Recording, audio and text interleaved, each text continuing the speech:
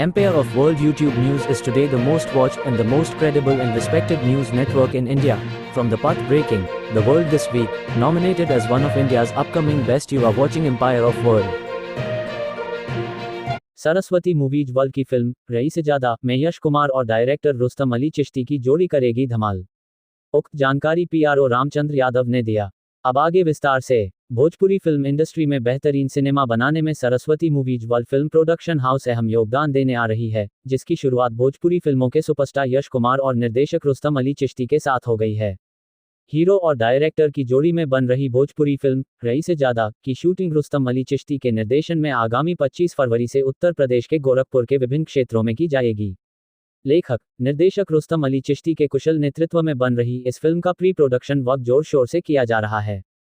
इस फिल्म के केंद्रीय भूमिका में यश कुमार एकदम अलग किरदार में अपने फैंस और ऑडियंस का दिल जीतने वाले हैं।